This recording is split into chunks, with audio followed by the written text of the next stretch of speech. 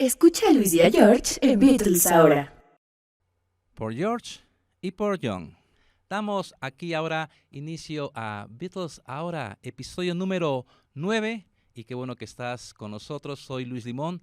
Te doy la bienvenida. Si nos escuchas en Spotify y si nos ves también en YouTube, cualquiera que sea el medio, Spotify, YouTube, estamos contigo aquí en este podcast para ti de Beatles ahora, número 9, como estaba comentando yo hace unos segundos, y con un especial muy importante el día de hoy, celebrando un aniversario, lógicamente también muy importante, y para tal motivo me acompaña aquí a mi derecha George. George, ¿cómo estás? Hola, ¿qué tal, Luis? Muy bien. De nuevo un gusto estar aquí en los micrófonos del Topper para poder llevarles a ustedes una emisión más de Beatles ahora. Es importante mencionar que haciendo una especie de flashback, hace 10 años estábamos nosotros hablando justamente de los 50 años de lo que inauguraba los 50 años de lanzamiento de los discos de los álbumes de los Beatles, En este caso, Please Please Me. Y 10 años después, Luis, que hace 10 años, ¿dónde estábamos? Hace 10 años estaríamos en 2013. ¿En Éxtasis Digital? No, estábamos ya en YouTube.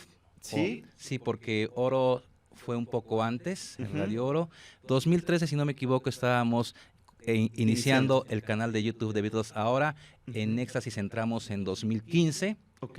Luego fue Dimas. Dimas y después Distrito Indie y ahora aquí en el Topper. Así es. Pero ¿a qué voy con esto? Hace 10 años, en donde hubiésemos estado, hablábamos justamente de los 50 años de lanzamiento del álbum Please Please Me. Pues el día de hoy, el programa en su totalidad lo hemos de dedicar a lo que es un aniversario más, una celebración más, aquí sí podíamos hablar de celebración, de lo que fue el día en que los Beatles hicieron la grabación de este álbum que se ha convertido definitivamente en una pieza artística icónica de los años 60. En realidad creo que cualquiera de los álbumes de los Beatles se considera ya como una obra icónica de esta década. Y justamente nos hemos de remontar hasta la mañana del 11 de febrero de 1963, que es el día y la hora del día, fue por la mañana que ellos llegaron. Evidentemente la sesión se extendió hasta muy tarde, de hecho ahorita lo vamos a comentar de manera cronológica.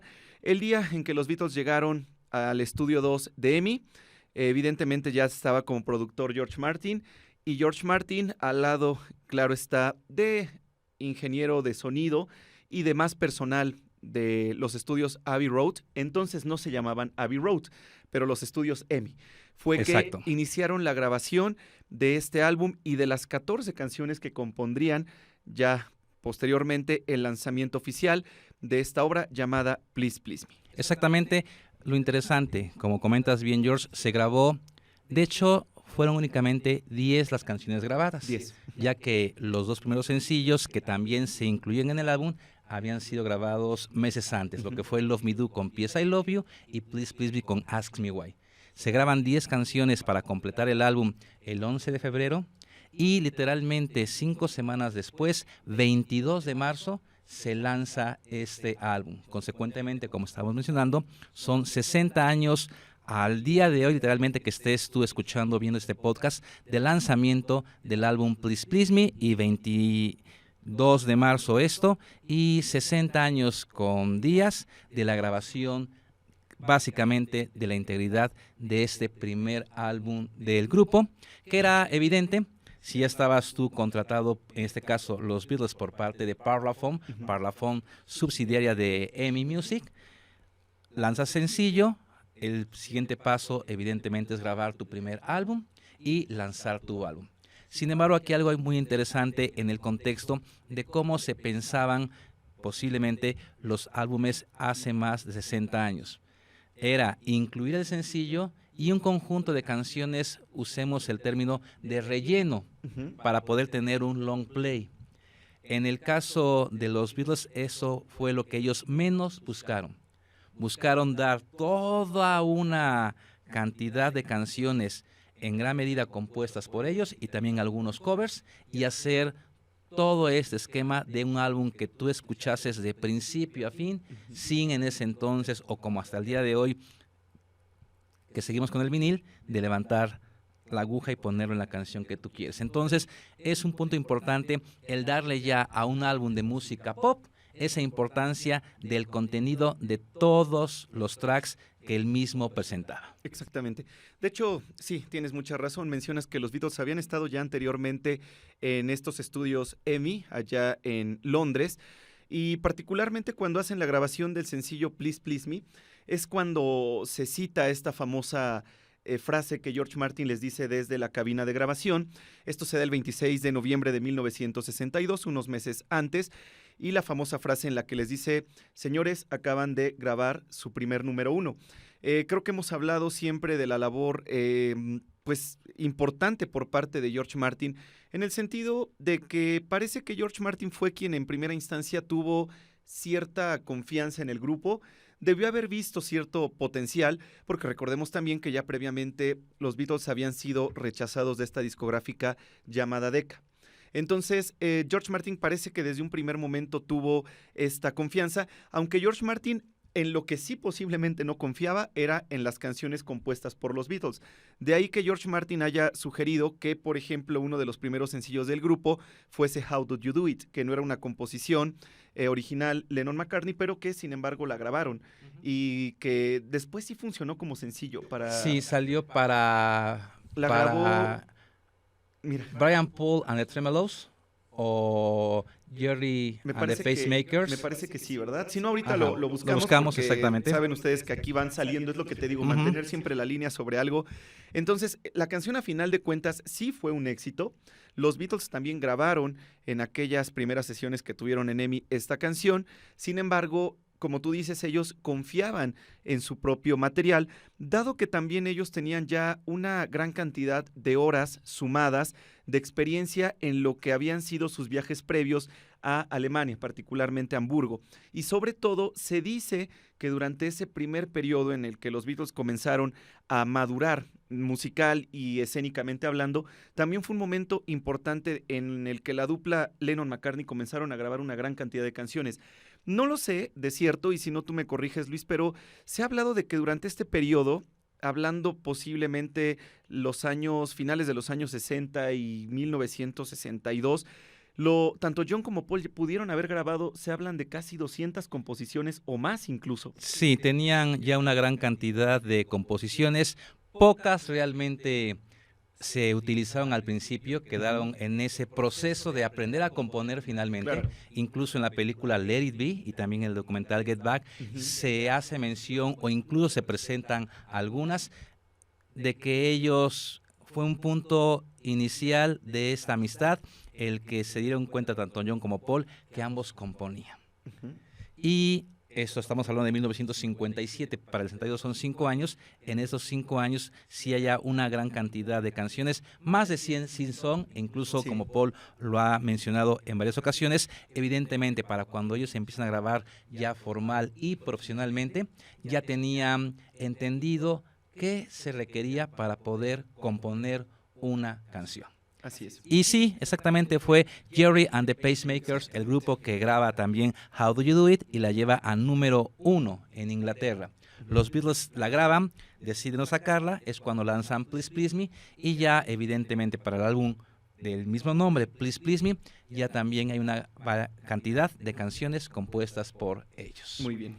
Bueno, vamos a ir comentando exactamente qué pasa en ese sentido del orden en que se grabaron las canciones del álbum Please Please Me y qué pasó con cada una de ellas en ese sentido para dar completo entendimiento al álbum. Repito, recuerden, Love Me Do, P.S. I Love You se había grabado ya en septiembre de 62, lanzado el 5 de octubre de ese año. Please Please Me se había grabado noviembre de 62, lanzado enero del 63, y había 4 canciones grabadas y se requerían 14 para el álbum, consecuentemente habría que grabar 10 y ellos llegan a EMI, al estudio 2, temprano por la mañana para la primera sesión. Se divide en diferentes partes la sesión por lo que implicaba la ley de grabación en Inglaterra, que había horarios determinados y que en tal horario no se podía grabar y entonces te ibas a la cafetería del lugar o a cualquier otra situación que estaba eso determinado. Ellos empiezan grabando consecuentemente a las 10:30, a las 10:45 de la mañana del 11 de febrero de 1963. Y la primera canción que van a grabar es There's a Place. Le dedican 45 minutos a esta composición de John y Paul, principalmente de John. Es la primera canción que se va a grabar para el álbum Please Please Me. Así es. De hecho, es importante, Luis, mencionar también cuál es el equipo con el que los Beatles llegaron esa mañana a los estudios. Se dice, y bueno, no solamente se dice, de hecho también hay constancia fotográfica de la sesión. Evidentemente, en este caso, Paul llegó con su bajo en este entonces. Ya él tenía su propio bajo Hofner. En el caso de Ringo, curiosamente, y sobre todo porque después lo conocimos con la marca Ludwig. Sin embargo, para lo que fue esta primera sesión, y después de que Ringo ya se consolidó como baterista de la banda, porque sabemos también todos estos devenires que Ringo tuvo en las dos primeras sesiones, en las que Ringo pensaba que no se le iba finalmente a tomar en cuenta para la grabación de los álbumes del grupo. Ringo llegó con su kit de batería marca Premier, en este caso, y curiosamente no fue la Ludwig. En el caso de George, llegó con lo que fue su guitarra Gretsch Duo Jet, que también posteriormente iba a ser una marca totalmente identificable y modelo identificable en George, y también un combo electroacústico de una guitarra Gibson. La J160E, que comentábamos ya de ella hace algunos episodios. Exactamente. Okay. Y finalmente, en el caso de John, llegó también con lo que fue su paquete, en este caso de guitarras, que fue particularmente una Rickenbacker 325, también esta Rickenbacker ya muy característica de John, y justamente parece ser que con estos instrumentos es como también iban a pasar, ¿no? A identificarse plenamente como músicos. Básicamente parece que George, por lo menos en los primeros años de la banda, no abandonó la Rickenbacker.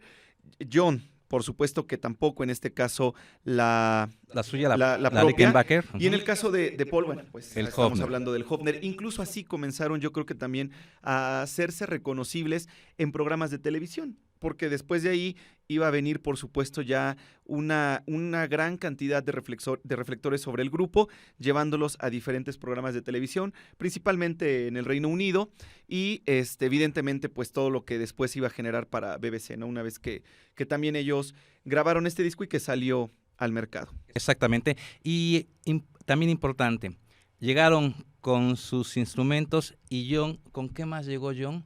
Con un resfriado bastante fuerte, que esto va a afectar en gran medida parte de la grabación de esas canciones, que ya lo comentaremos más adelante de este episodio. John llega con este resfriado. Pero también llegó con algo más.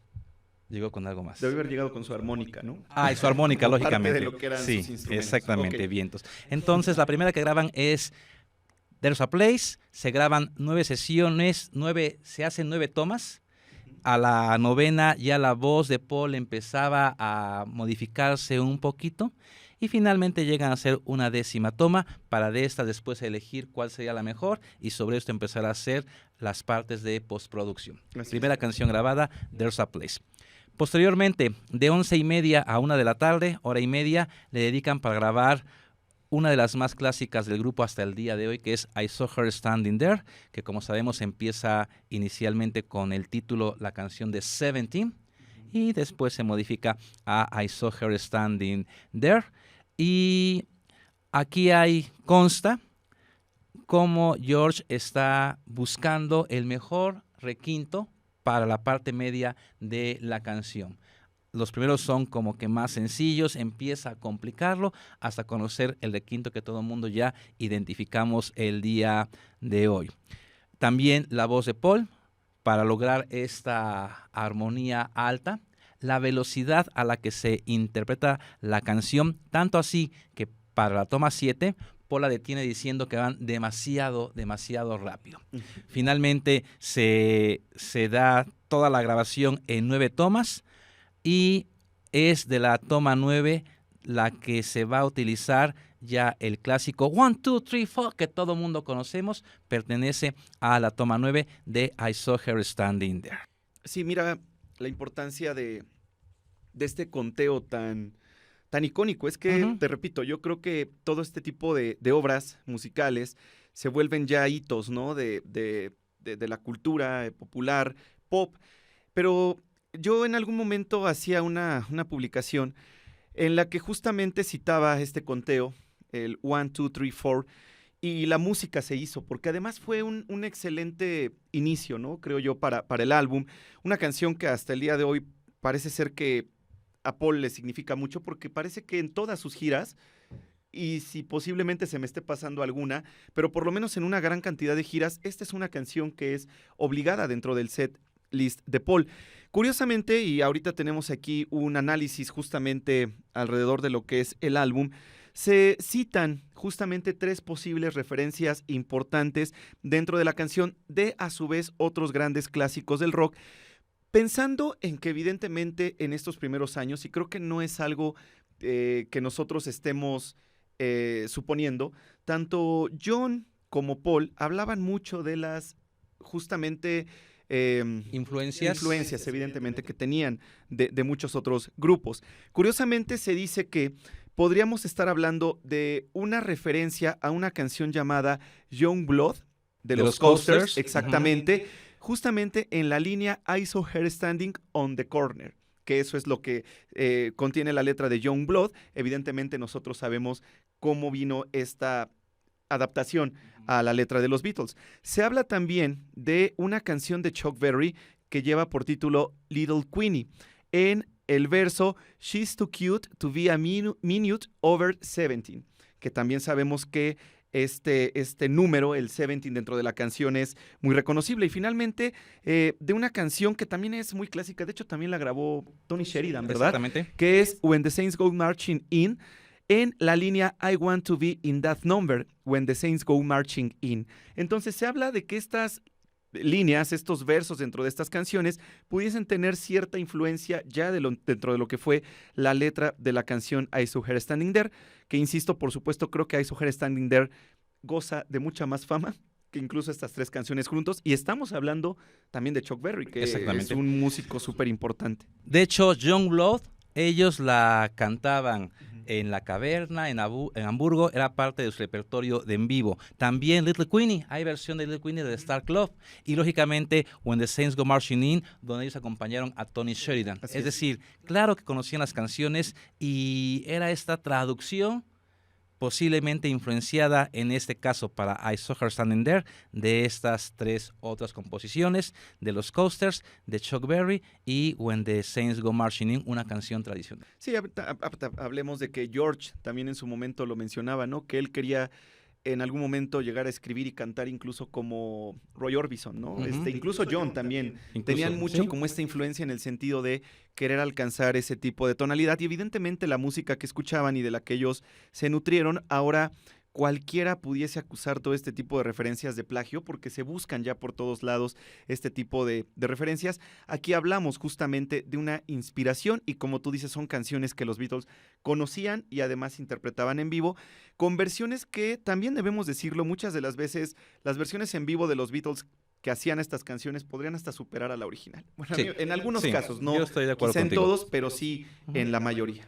Después de grabar I Saw Her Standing There, es el tiempo del launch de la 1 a las 2:30. Repito, por aspectos legales en Inglaterra se tenía que dar ese descanso a la gente que trabajaba en el estudio. Entonces, tanto George Martin como Norman Smith, el ingeniero para este álbum, Norman Smith después será muy conocido por ser ingeniero para Dark Side of the Moon, Norman Smith deciden, además de Alan Parsons, deciden pues ir a hacer su launch. Les dicen a John, Paul, George y Ringo que también si quieren ir al launch y demás, y ellos deciden quedarse en el estudio siguiendo, ensayando lo que van a grabar a partir de ya la tarde. Exactamente, o sea que no desayunaron en realidad. Pues no sé si antes, no tenemos ni idea, pero Sí. ellos, y como comentaba George Martin, era la primera vez que yo veía que un grupo decidía quedarse en la hora, en el break, para seguir ensayando. O desayunaron en casa, ¿no? Porque eso también es algo que no sabremos.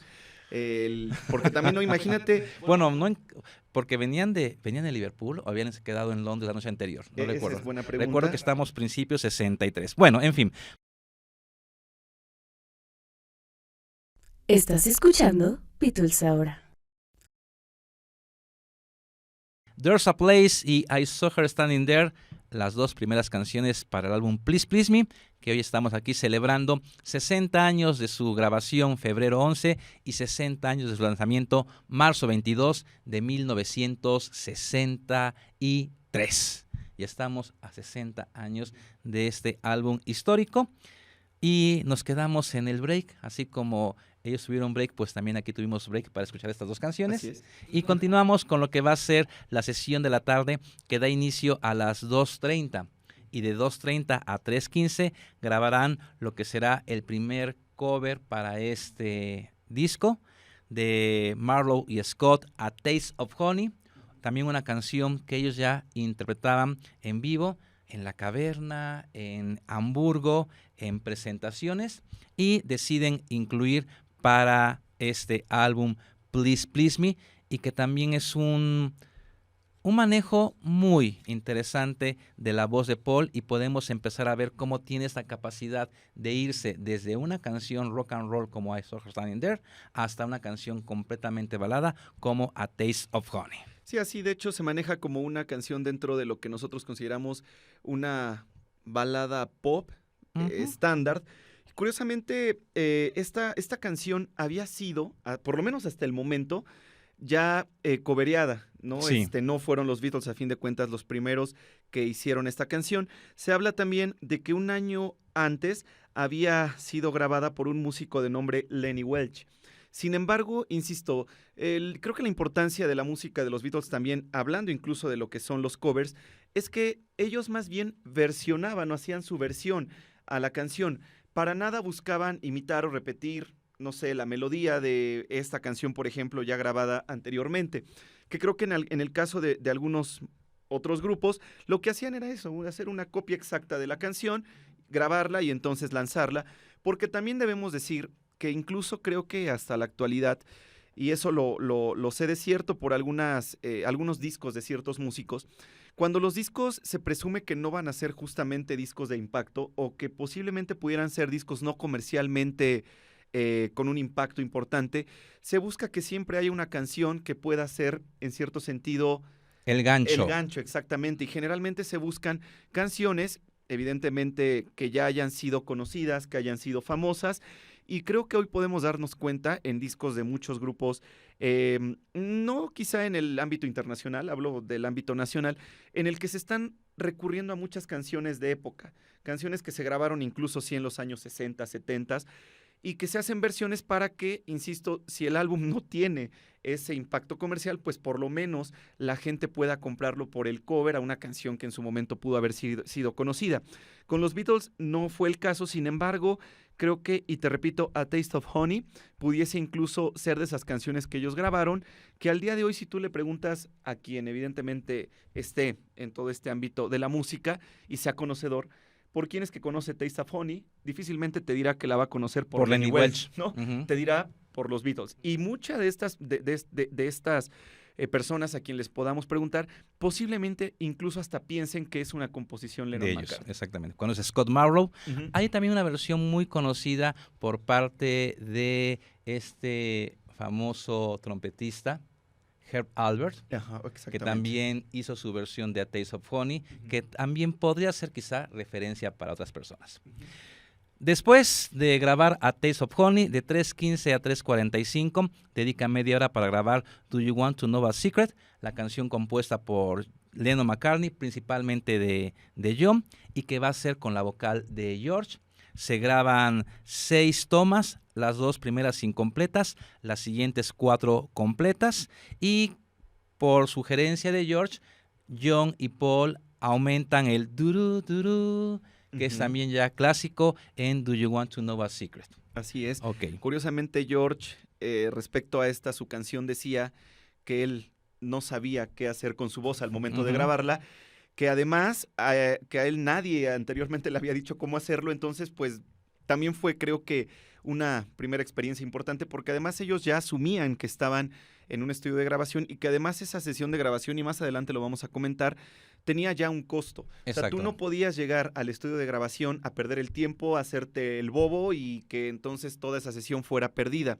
Creo que de alguna manera ellos, siendo muy jóvenes, aún teniendo la experiencia que tenían ya de grabar con Tony Sheridan, aún con todas las horas que habían sumado ya de experiencia en Hamburgo, claro, tampoco eso les daba mucha experiencia en lo que era un estudio profesional y además tomando en cuenta que iban a grabar su primer álbum, ya no como un músico como músicos, de acompañamiento, y sin embargo creo que 60 años después escuchamos el disco Please Please Me y parece ser que sabían lo que estaban haciendo. Totalmente. Porque no es un disco para nada flojo, es más, sí sé de muchos gustosos de la música de los Beatles que dentro de lo que podría ser la primera etapa de Please Please Me a Help aproximadamente, consideran el álbum Please Please Me como dentro de sus favoritos, ¿no? Siendo que es un álbum, a mí me parece poderoso musicalmente hablando. Totalmente.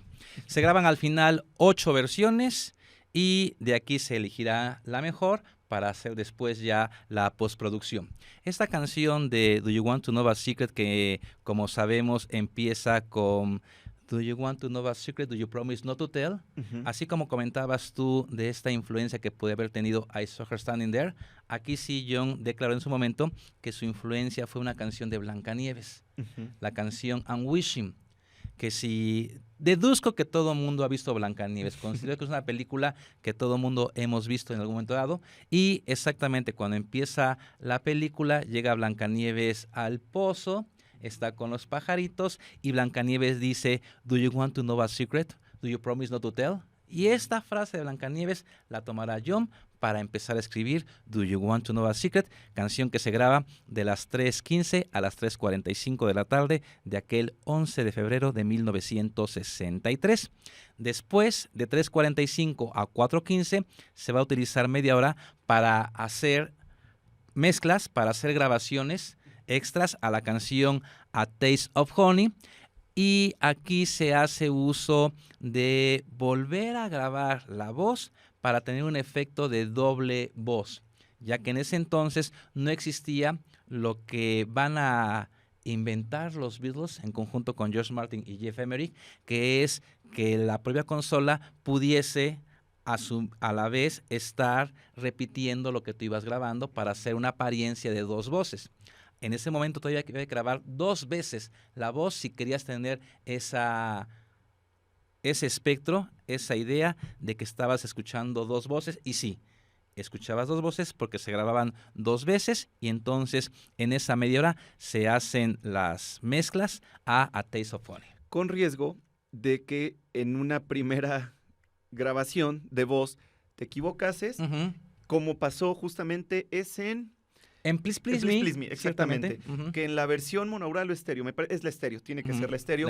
Ustedes, si prestan bien atención a la voz doblada de John, pueden escuchar que en algún momento de la canción, en algunos versos, no coincide, es un mínimo error, pero digamos que en un primer verso John canta de forma diferente la letra de la canción en un pequeño fragmento. En la segunda grabación la canta de otra manera y entonces al empalmar ambas voces se puede ahí percibir ligeramente como este desfase en las voces. Recordemos que John era una persona insegura totalmente de su voz, parece que no le gustaba su voz. Y entonces lo que John buscaba era un poquito más de ganancia, un poquito más de presencia de su voz y parecía ser que una sola voz o una sola grabación para él no era suficiente. Entonces creo que George, y si no me equivoco y a temor de estar diciendo cosas que no, podría pensar que George fue el que comenzó a implementar esto del double tracking, se le llama. Double tracking. En el que pues de alguna manera sí su voz se podía ver, no alterada, pero por lo menos con un poquito más de ganancia y de presencia según la apreciación de John, al justamente superponer 2 grabaciones diferentes de la misma canción. Esto principalmente se da entonces en las versiones estéreo. También en las mono. Sí, claro, porque no hay estéreo realmente de... Se hizo grabación, después se hace la edición mono y después en estéreo, originalmente pero mono. En ambas se llega a apreciar. Exactamente. Posteriormente, de 4:15 a 4:30 se hará la mezcla de la armónica para There's a Place. Se hace sobre la toma 10. John tiene que hacer 3 intentos para que quede la armónica como se está buscando y finalmente la que se utilizará será la toma 13, ya con la armónica que conocemos en There's a Place. Después, de 4:45 a 5 de la tarde, en 15 minutos, se hacen las mezclas de las palmas para la canción I Saw Her Standing There, que también son totalmente reconocibles en la canción que después se va a decidir que va a abrir el primer álbum del grupo. Las palmas quedan ya adecuadas en lo que va a ser la toma 12 de I Saw Her Standing There. Sin embargo, parece ser que todo este tema de las palmas se grabó en una sola toma. Es decir, 15 minutos requirió para que evidentemente se sincronizaran y llevasen el ritmo con lo que era justamente el ir La canción. aplaudiendo. Exactamente. Posteriormente, 1 hora de 5 a 6 de la tarde se dedica para grabar otra composición de John y Paul, que es Misery, canción que ellos inicialmente pensaban darle a Helen Shafiro. Helen Shafiro, que fue una cantante súper popular en los 60s, muy joven. Ella empezó cuando tenía 16 años, hace gira con los Beatles, y los Beatles pensaron componer esa canción a Helen Shafiro. Ella dijo que no, porque cómo podía ser que ella, de esa edad, cantara sobre una canción de desgracia, Misery. Finalmente, John y Paul deciden grabar su versión y que se da ese día, 11 de febrero, de 5 a 6 de la tarde, y se requirieron 11 tomas para hacerla ya, la versión completa de Misery. Incluso a Helen Shafiro la conocieron muy bien porque estuvieron también de gira con ella. Sí, y cuando Roy Orbison también, ¿no? Exactamente, cuando Helen Shafiro era la estelar en esa gira. Incluso el nombre de Helen por encima del de los Beatles. Y también, sí, creo que en ese entonces anduvieron con Roy Orbison, porque Roy Orbison también en su momento fue parte de gira con ellos, sí. Ahí fue donde se conocieron finalmente. También, lógicamente, George y Roy Orbison. Y quién pensaría que literalmente 26 años después harían el grupo Los Traveling Wilburys. Esto fue Misery de 5 a 6 de la tarde. Luego viene el break para la comida de 1:30 de 6 a 7:30 de la tarde. Y aquí sí ya deciden los Beatles ir a comer rápidamente, no desperdiciar la 1:30 en comer, sí comer rápidamente, para regresar al estudio y seguir ensayando en lo que se podía de nuevo grabar a partir de las 7:30 de la tarde. Qué interesante saber qué es lo que comieron, ¿no? Porque también, bueno, evidentemente los estudios tenían dentro su propia cafetería, no es que salieran a la calle y buscasen dónde. Creo que los estudios tenían su propia cafetería, además creo que el menú quizá en algún momento se pudo haber rescatado o no. Yo pienso que sí, porque finalmente había una persona encargada de la cafetería que ya literalmente ya conocía lo que cada quien pedía. No recuerdo el nombre de la persona encargada de la cafetería, que ya conocía a todos los que trabajaban en EMI y también a todos los que grababan en EMI. Así es. Ok.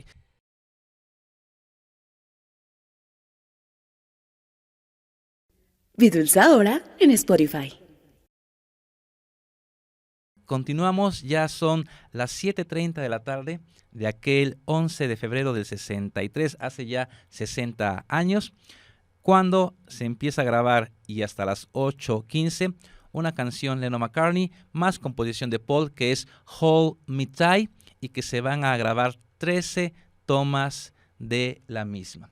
Una canción que posiblemente sí puede ser de las que menos se pueden ubicar de los Beatles, de las que menos puedes quizá reconocer como tal. Incluso Paul en 1980 comentaba que era una canción muy básica y que realmente nunca le prestaron mucho interés. Sin embargo, 13 tomas. Tomó un buen tiempo grabarla, ¿no? Realmente no mucho interés con 13 tomas. Pero bueno, Hold Me Tight, esta canción grabada de 7:30 a 8:15 de la noche. Posteriormente, de 8:15 a 8... ¿Te escucho, George? Perdón, Hold Me Tight, y aquí lo estamos viendo, no es parte de Please Please Me. Tienes razón, muy buen punto. Hold Me Tight fue la grabaron, la trabajaron, y por eso quizá por el nivel de importancia que para ellos representaba la canción, no fue sino hasta el álbum With the Beatles que fue lanzada. Sin embargo, se puede tomar como una canción que fue grabada dentro de esta primera sesión de grabación, pensando en que pudiese lanzarse parte del álbum en Please Please Me, que no fue así. Hasta With the Beatles. Muy bien, George. Posteriormente, 8:15 a 8:45, media hora para grabar una composición de Arthur Alexander, un cantante de color favorito de John, y que es la canción Anna Go to Him, que en el estéreo es muy interesante. Cualquier canción, escucharla en mono y en estéreo tiene sus diferencias. En estéreo algunas tienen también detalles que destacan más. A mí en particular me agrada bastante cómo se hizo el estéreo para esta canción Anna Go to Him, que es otro cover, versión más bien de los Beatles, que se graba de 8:15 a 8:45. Y esta diferencia únicamente en 3 tomas. La toma 3 siendo completa y se usará de base para ya la postproducción del álbum. Exactamente. Seguimos avanzando y llegamos a una canción que también creo que se ha hecho muy característica Totalmente. por ser interpretada en voz, nada más y nada menos que de Ringo. Ya desde este primer álbum se buscaba también que Ringo tuviese participación vocal y es justamente con esta canción Voice, que también hay que mencionar, hasta el día de hoy Ringo sigue considerando como una canción tan importante que lo mismo, es muy difícil no verla en los setlists de cualquier gira que él lleve a cabo. Se grabó Voice de 8:45 a 9 de la noche. Una canción que hoy todo el mundo vive con Ringo, que fue originalmente de las Shirelles y que fue un lado B. Lado B de una de las canciones más importantes de las Shirelles, que es Will You Still Love Me Tomorrow. Y el lado B es Voice, de ahí lo toman los Beatles, la graba Ringo y 60 años después Ringo la sigue interpretando en giras. Así es, porque además parece ser que Ringo no es hasta con los Beatles que hace por primera vez, digamos, la grabación de esta canción, más bien la interpretación de esta canción. Se menciona que justamente Ringo también ya la interpretaba desde que él formaba parte de Rory Storm and the Hurricanes. Recordemos que esta banda de la que originalmente Ringo formó parte, incluso antes de que se uniera a los Beatles, era una banda también que en Liverpool y en Inglaterra tenía también una fama muy, muy superior, incluso en su momento por encima de los propios Beatles. Rory Storm and the Hurricanes era una banda ya posicionada, Ringo era el baterista de esta banda y ya él desde este tiempo interpretaba esta canción, como dices, un lado B de este grupo llamado las Shirelles. Y muy importante también, Ringo la canta mientras la interpreta, la toca en la batería. Sí. Lo cual no era tan común que un baterista, sobre todo, cantase. Y además, si cantase, al momento estar tocando su instrumento. Y que es algo que también se empezó a dar. Esto de, al momento de tocar, también cantar. Y si no, véanla en la interpretación que hace en el Coliseo de Washington, que, híjole, Ringo parece que pierde la cabeza, porque está muy, bueno, aparte de que ahí ya teníamos estos primeros brotes de Beatlemanía, en el que pues era difícil que ellos ya se escucharan, y Ringo, como dices, lleva esta sincronicidad de no solamente ejecutarla al instrumento, sino también llevar pues la línea correcta de la canción. Totalmente. Hubiera sido bien interesante escucharla con Ringo, por ejemplo, en Bangladesh, ¿no? Que cantó y Tom Comisi. Yo siempre he pensado que a Ringo le pudieron haber dado una canción más. En vez de nada más ir Don Comis y otra. Voice, por ejemplo. Voice, por ejemplo. Interesante verla después de pocos años, porque entonces para el concierto para Bangladesh era muy poco tiempo. Ok, la había grabado 8 apenas años. hace 8 años. Exactamente, es poco tiempo si lo piensas, de acuerdo. De 9 a 9:30 se va a grabar una canción llamada Chains, un cover también que ellos eligen hacer, también un poquito por sugerencia de Brian Epstein, ¿ok? Y graban esta canción Chains, que fue un éxito también en 1962. Varios covers que ellos hicieron eran éxitos o grabaciones recientes, ¿ok? Y aquí Chains de Goffin and King. Así es. Carole King, que después también sería una gran cantautor. ¿Okay? Chains, 9 a 9:30 de la noche. 9:30, 10 de la noche, Baby It's You. También otro cover compuesto por Burt Bacharach y Mark David. Y que ellos también después la interpretaron bastante en la BBC. tanto así que en versión de la BBC se lanzó como sencillo cuando sale el álbum Live at the BBC. Ujú, así es. Curiosamente, dimos la nota de la muerte de Burt Burt Bacharach Bacharach, el hace ya compositor. ¿Un mes? un poquito más de un mes, me parece, Sí, también este ciertamente. compositor Ujú. murió y creo que Paul se pronunció Sí. respecto a la muerte de Burt Sí, Bacharach, hizo también un justamente comentario. por precisamente la importancia, ¿no? Y también haciendo reminiscencia a la grabación de Baby It's You como parte de su primer álbum. Exactamente. Baby It's You se grabaron 3 tomas para que ya quedase completa y después pasase ya a la parte de postproducción para la manufactura del álbum. Así es. Y hablando de lo que tú mencionabas de que John había llegado esa mañana fría, Con resfriado. me imagino, con resfriado, Ujú. y que además estamos hablando de una sesión al momento de que ellos llegaron, 10:30 de la mañana y estamos ya que son las 10 de la estamos noche, hablando 12 horas. ya literalmente 12 horas con 3 descansos, Ujú, pero aún así ya son 12 horas continuas de grabación así en el es. estudio, tocando. Ya es un día muy, muy pesado. Ujú. Y esto conlleva Ujú. a que John, para este momento, comenzaba ya a tener serios problemas con su voz, dado, insisto, pues el haberla utilizado durante todo el día.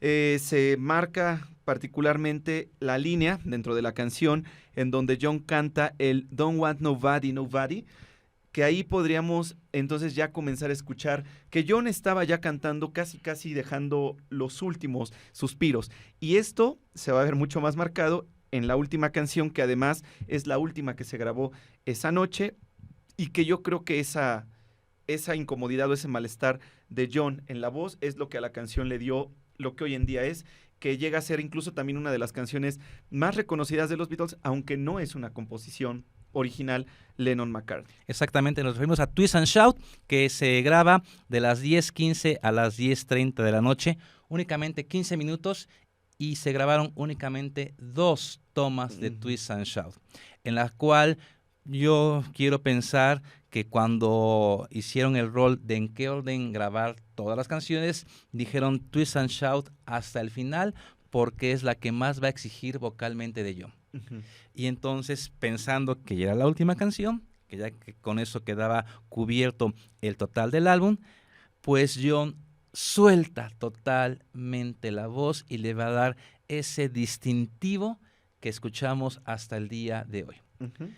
Se graban 2 tomas, la toma 2 en lo más mínimo alcanza esa fuerza de la toma 1 y entonces la canción que escuchamos al día de hoy, Twist and Shout, es la toma 1. Primera toma grabada profesionalmente de Twist and Shout, 15 minutos para grabar las 2 tomas. Y es así como una vez registradas todas estas 10 canciones, que estamos hablando de 10 canciones, pero podríamos hacer incluso la sumatoria de tomas de cada una de estas canciones y tendríamos el total de veces que los Beatles interpretaron una canción, digamos, completa a lo largo del día. Finalmente son 525 minutos. Exactamente, 525 minutos, como dices, quitando el break en el que, bueno, para el desayuno, el almuerzo, los Beatles no deciden tomarlo, tomando lo que fue la hora de la comida y en este caso también lo que ya fue hacia el final de la sesión. Con esto, insisto, los Beatles habían ya grabado su primer álbum. Quiero pensar, porque después de ahí no es que los Beatles hubieran grabado y de ahí tuvieran los días libres. Parece ser que regresaron a Liverpool porque todavía tenían contrato y presentaciones. Era lo más caverna. importante en ese entonces, en vivo, la caverna o cualquier lugar de su gira por el Reino Unido. Uh-huh. Beatles ahora en Spotify. Hoy celebrando los 60 años del álbum Please Please Me, primer álbum en la historia del grupo. ¿Y cuánto costó grabar Please Please Me, George? ¿Cuánto costó en ese entonces la sesión de ese día? Aproximadamente 400 libras, lo que sería cercano al día de hoy a unas 9,000 libras. Si lo traducimos esto a pesos, estaríamos hablando al día de hoy de aproximadamente $250,000 pesos. Uh-huh. No sé, es decir, $250,000 pesos hoy en día para grabar un álbum que es literalmente histórico. Ujú. ¿Ok? ¿Te parece poco o mucho? Aquí lo importante habría que ver, desconozco, cuánto está la renta hoy en día de Abbey Road, Ujú. cuánto cualquier grupo o músico paga por hacer uso del estudio y bajo qué características, con instrumentos, con ingeniero o no, en fin, a qué hora, qué equipo se va a utilizar.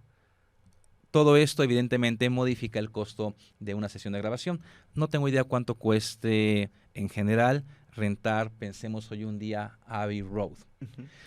Sin embargo, si piensas que estos 9,000 libras, lógicamente en 60 años, ¿cuánto económicamente no habrán redituado?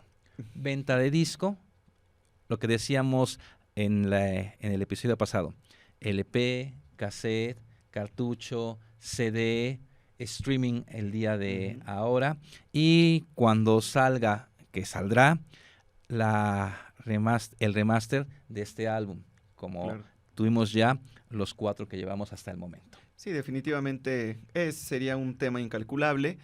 Hablando de que este álbum ha vendido millones Ujú. de copias alrededor de todo el mundo y evidentemente a lo largo de todos estos años.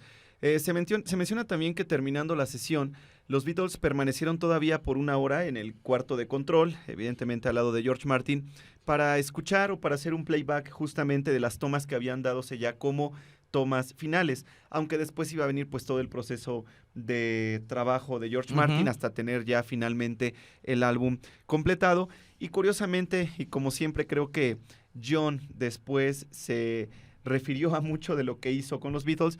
Él comentaba, bueno, en su momento, por supuesto, que el haber hecho o haber esperado justamente a escuchar el playback de este disco había sido una de las experiencias más terribles. Yo creo que también por la cantidad de horas que habían estado ya en el estudio, el cansancio que había implicado grabar y John más estando con este problema ya a full de la garganta maltratada. Sin embargo, John mencionaba que a pesar de todo esto, ellos al final del día habían quedado muy, muy contentos con el resultado del álbum y esto pues se publicaría meses después. 22 de marzo de Exactamente. Es decir, 1963. días. Hace No, 5 un mes, semanas. 5 semanas Literalmente después. 5 semanas después. Hace ya 60 años para cuando estés tú escuchando este podcast.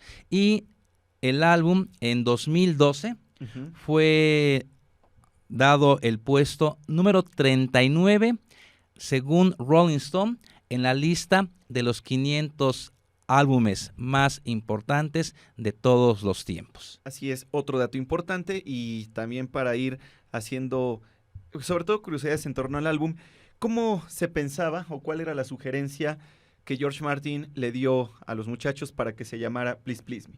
El álbum, por sugerencia de George Martin, era que se llamara Of the Beatles Track.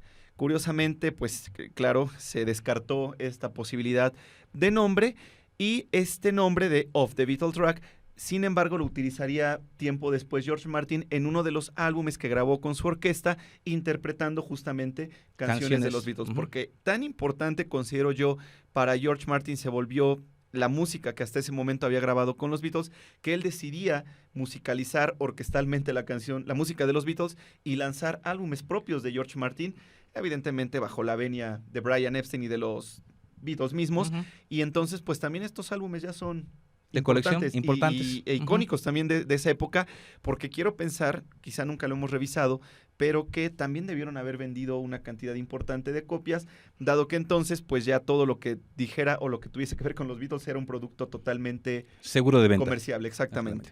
Y en el caso de la portada, inicialmente George Martin sugirió que se tomase la sesión, que se hiciera la sesión en el zoológico de Londres, que está muy cerca de los estudios Abbey Road, sobre todo porque George Martin era parte del comité del zoológico. Sugirió esto, se buscó que así fuese, el zoológico no aceptó, y entonces es cuando deciden llamar a Angus MacBean, quien sugiere que la sesión se haga en el edificio corporativo de EMI, no en los estudios de grabación, exacto, sino el edificio que está más hacia el norte de Londres. Van a este edificio y Angus McBean decide fotografiarlos, él desde la planta baja, ellos en el primer piso, asomándose por el balcón.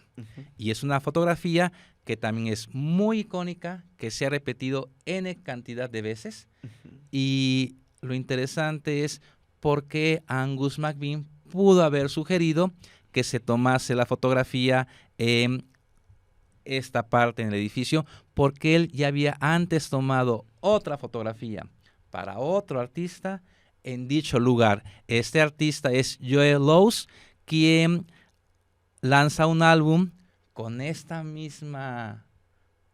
mismo encuadre, un álbum que lanzó el 12 de octubre de 1961, un álbum con música de las grandes bandas, ¿ok?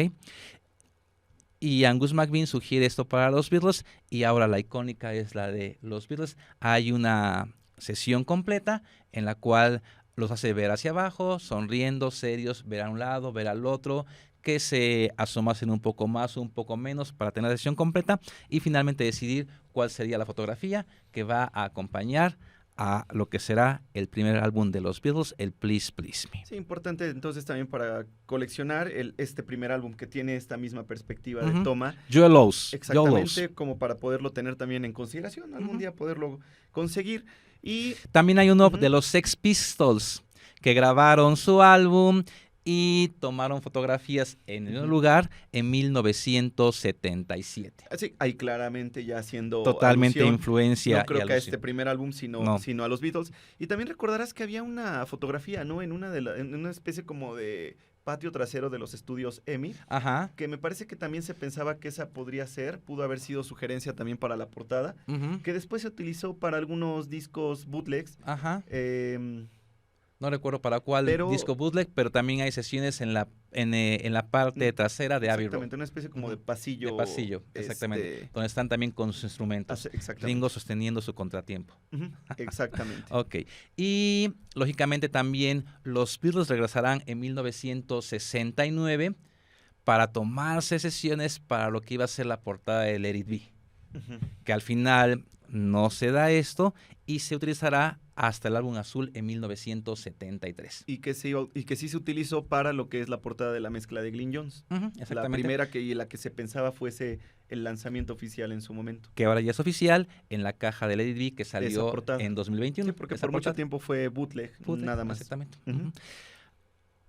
El edificio de EMI House, posteriormente, cualquier persona que visitaba este edificio quería tomarse la fotografía ahí mismo. Años después, EMI House decide poner un tipo de cobertizo y ya no podías tú tomarte la fotografía. Años después, este edificio se cierra y el balcón ahora, en el cual los Beatles se asomaron, es propiedad de Paul. ¿En serio? Ajá, ¿No fue demolido? El edificio sí, pero el balcón se rescató y lo tiene Paul. ¿Y dónde lo tendrá? Porque qué curioso si esté montado, si... No tengo idea dónde lo tenga, no sé. Híjole, no sabía eso, mira. Sí, no sé dónde lo tenga, pero lo tiene. Sí, algún día comentaremos también todo lo que ellos tienen de memorabilia, de souvenirs, de material, de todo lo que se ha hecho con su nombre, productos y demás. Y que también, nada más como referencia, cuando se derrumbó el Shea Stadium, se vendieron por pares asientos. Pero en el caso de Yoko, de Olivia, de John, de Paul y de Ringo, les enviaron su par de asientos a cada uno de ellos. Entonces Paul tiene un par de asientos del Shea Stadium. Ringo ya no, porque lo subastó cuando hizo la subasta de una gran cantidad de objetos que él había coleccionado durante casi 60 años. Cuando hizo la subasta, si no me equivoco, fue en 2016, hace ya 7 años. Sí, y por ejemplo, Ringo también tenía la puerta de los estudios de Apple. Ajá, exactamente. Hay fotografías de él con Nancy y que aparece en la portada del Rotogravure del 76. Contraportada. Así es. Exactamente. Entonces, esta imagen icónica, la portada de Please Please Me, que hoy aquí pues celebramos los 60 años del mismo.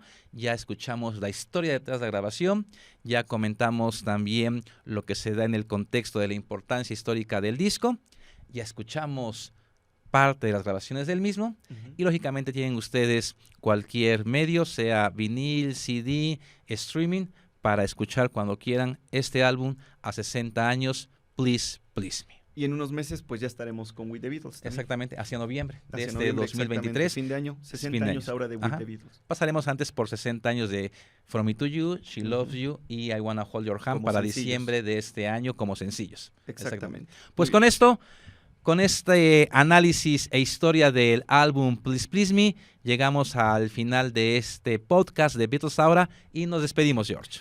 Pues muchas gracias y como les repito, es muy nostálgico, ¿no? Ir recordando, por lo menos yo hace 10 años, hablar de los 50 años de Please Please Me, ahora estamos en los 60. Y claro que desearíamos estar cuando estos discos cumplan el centenario, que falta un buen tiempo, pero estamos siendo parte también de estas conmemoraciones importantes de álbumes, y lo hemos dicho cantidad de veces, que parecen o se pudieron haber bien pensado que se grabaron hace un año. Álbumes totalmente atemporales y que siguen capturando la atención de jóvenes, de nuevas generaciones, y eso creo que al día de hoy ya no es producto de la mercadotecnia, ya no es producto de muchas cuestiones que en su momento se pensó pudieron haber sido también pivote para que los Beatles tuvieran esta importancia. Creo que al día de hoy ya se considera como un legado musical importante y posiblemente, hemos dicho, el catálogo musical más importante de la música popular contemporánea. Por eso es que hay que celebrar este tipo de álbumes, y qué mejor que haciéndolo así cada decena de años. Y cada año también siempre recordamos, ¿no? Un año más de lanzamiento de estas obras que han marcado definitivamente la vida de muchos, la mía propia. Recuerdo cuando escuchaba Please Please Me hace muchos años, que comenzaba a escuchar la música de los Beatles, y definitivamente me cautivó ese sonido. Esto es Please Please Me, a 60 años de su grabación. Así es. Ya saben, estamos completamente cada semana en podcast a través de Spotify, en video podcast a través de YouTube, redes sociales de Beatles Ahora en Instagram y en Facebook, logotipo cromático que ya conocen, y tenemos aquí detrás de nosotros los colores rojo, verde, azul, púrpura y amarillo. Nos escuchamos, nos vemos en el siguiente podcast de Beatles Ahora. Soy Luis Limón, hasta luego y bye. Un nuevo podcast de Beatles Ahora en streaming cada martes.